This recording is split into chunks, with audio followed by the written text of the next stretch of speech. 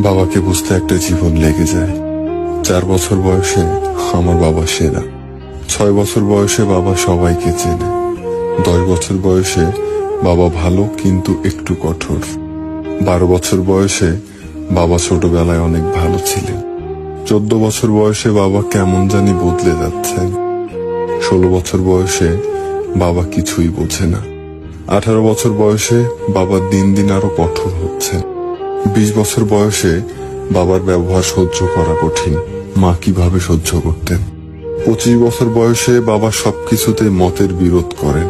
30 বছর বয়সে বাবার সাথে একমত হওয়া খুব কঠিন। দাদাও কি বাবাকে এভাবেই দেখতেন? 35 বছর বয়সে বাবা আমাকে নিয়মের মধ্যে বড় করেছেন। আমাকেও আমার সন্তানদের তাই শেখাতে হবে।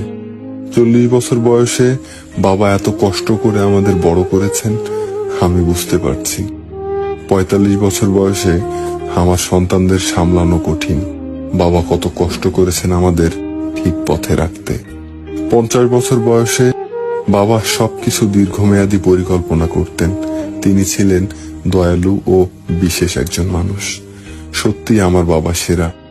এই পুরো চক্রটি শেষ হতে 50 বছর লেগেছে, কিন্তু শেষ পর্যন্ত আমরা আবার প্রথম জায়গায় ফিরে যাই। আমার বাবা সেরা। যাদের বাবা বেঁচে আছেন তাদের বাবাকে সম্মান করুন, ভালোবাসুন। আর যাদের বাবা বেঁচে নেই, আল্লাহর কাছে দোয়া করুন যেন তিনি তাদের ক্ষমা করে দেন ও জান্নাত নসিব করেন।